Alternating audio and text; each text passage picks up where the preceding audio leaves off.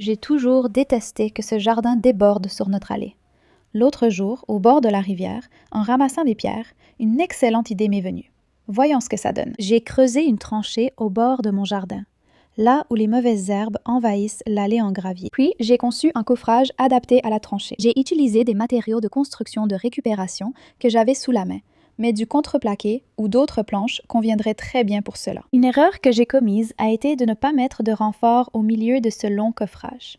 Alors faites-moi confiance et ne sautez pas cette étape comme je l'ai fait. J'ai mélangé un sac de béton prêt à l'emploi dans ma brouette et j'ai ajouté de l'eau petit à petit jusqu'à obtenir la bonne consistance. Je l'ai versé uniformément dans le coffrage sur le fond, puis j'ai ajouté quelques grosses pierres pour remplir l'espace et renforcer la structure. J'ai mélangé un autre sac de béton prêt à l'emploi, puis j'en ai ajouté un peu plus par-dessus les pierres. J'ai disposé de vieilles limes en métal le long de la tranchée pour renforcer la structure. De toute façon, j'ai tassé le tout avec une chute de 2 par 4, puis j'ai lissé avec une truelle. Ensuite, j'ai soigneusement placé mes galets de rivière sur le dessus du béton en suivant mes motifs prévus à l'avance. C'est la partie amusante.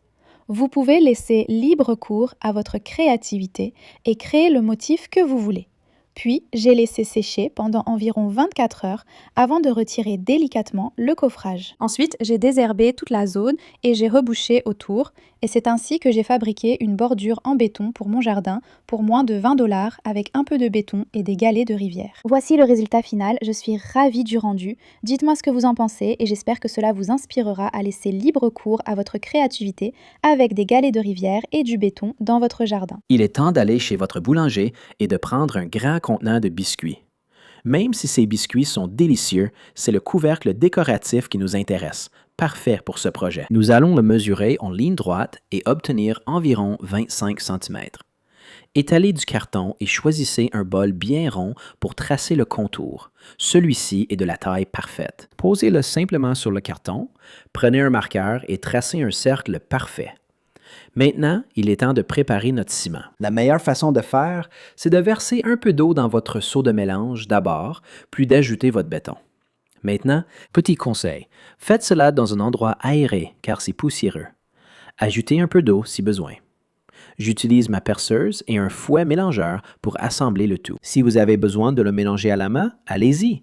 Faites-le simplement, petit à petit, pour que ce ne soit pas trop difficile. Une fois que c'est bien mélangé, déposez-le délicatement dans le seau. Vous pouvez voir que la consistance ressemble à un très bon pudding.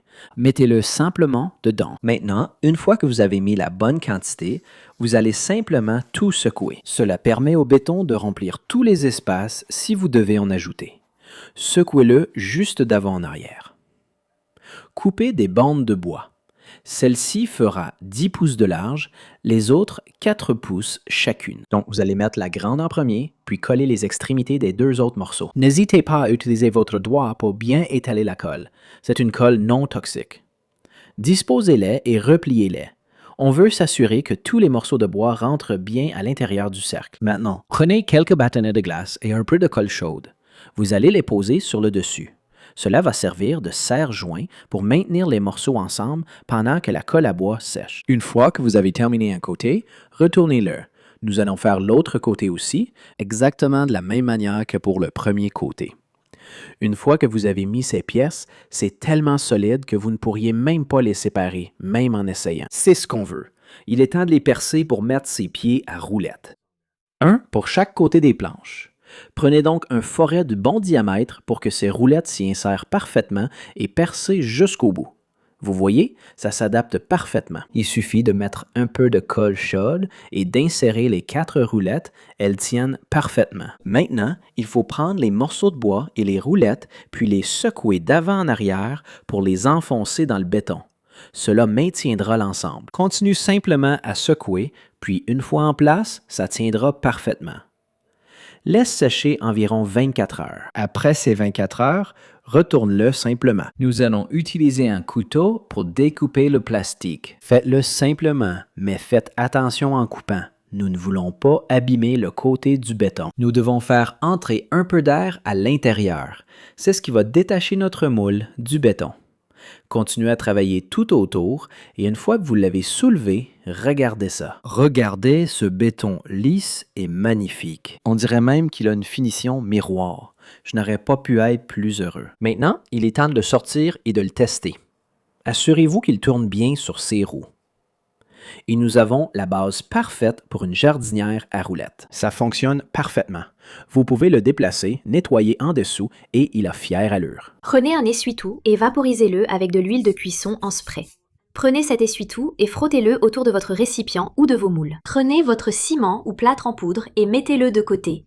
Prenez environ 2 à 3 tasses d'eau, mettez-les dans votre bol avant d'ajouter n'importe quel colorant ou pigment. Vous allez vouloir vous assurer d'avoir de l'eau colorée supplémentaire mise de côté afin de pouvoir l'ajouter au mélange au cas où vous en auriez besoin. Il est préférable d'utiliser des pigments en poudre, car la couleur sera plus vive et, une fois que votre dalle décorative sera complètement sèche, la couleur deviendra encore plus éclatante. Ajoutez le pigment dans votre eau et mélangez-le. J'ai ajouté environ 1 cuillère à soupe de pigment dans mon eau, car le colorant en poudre que j'utilise est vraiment très vif une fois sec. Laissez la poudre se dissoudre, puis mélangez bien. Vous voudrez probablement aussi préparer quelques tasses d'eau supplémentaires, gardez-les de côté ou ayez de l'eau en réserve au cas où. Ajoutez l'eau lentement à la poudre. Consultez l'emballage pour connaître les proportions d'eau. Gardez à l'esprit que Quikrete, ainsi que d'autres bétons similaires, se mesurent normalement au poids plutôt qu'en tasse ou en toute autre unité de mesure de ce genre. Il peut être un peu difficile de déterminer exactement combien d'eau vous devez ajouter, mais la consistance du plâtre, du Quikrete ou du béton sera très similaire. Assurez-vous de porter des gants lorsque vous faites cela et d'être également dans un endroit très bien ventilé. La consistance doit être comme une pâte à crêpes, donc pas trop liquide, mais il doit quand même y avoir un peu de texture, sans être vraiment solide ou avoir de gros grumeaux. Comme vous pouvez le voir dans cette vidéo, voici la consistance que vous devriez obtenir, aussi bien pour le plâtre que pour le Quikrete. Une fois que votre Quikrete ou votre plâtre est bien mélangé, mettez-en un peu dans votre moule et étalez-le avec votre main. Bien sûr, faites-le avec une main gantée. Remplissez le récipient jusqu'à environ 1,5 cm ou plus. Vous ne voulez pas que ce soit plus fin qu'environ 1,5 cm si vous comptez vraiment marcher dessus. Une fois que vous l'avez rempli à votre convenance, tapez plusieurs fois sur votre récipient pour aplatir le mélange et éliminer les bulles d'air en trop. Après que le mélange est reposé dans le moule pendant environ 5 minutes, prenez un apron, centrez-le et appuyez légèrement dessus. Utilisez le bout de vos doigts gantés pour appuyer légèrement tout en l'étalant un peu. Attendez le temps nécessaire pour que cela prenne. Il faut environ 30 minutes pour que le plâtre prenne. Et environ 30 à 40 minutes pour que le Quikrete prenne, mais pas pour qu'il soit complètement pris et totalement sec. Démoulez la dalle en tirant lentement sur les côtés du moule.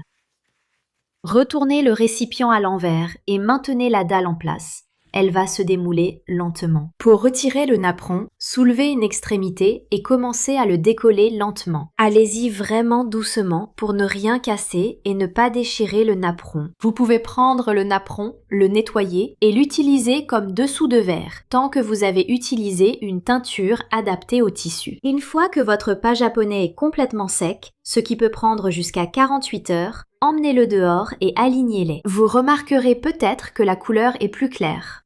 Notez que le ciment Portland supporte beaucoup plus de poids que le plâtre. Si vous fabriquez des pas japonais en plâtre, vous devrez vous assurer de bien les imperméabiliser et de les utiliser principalement comme décoration plutôt que de marcher dessus.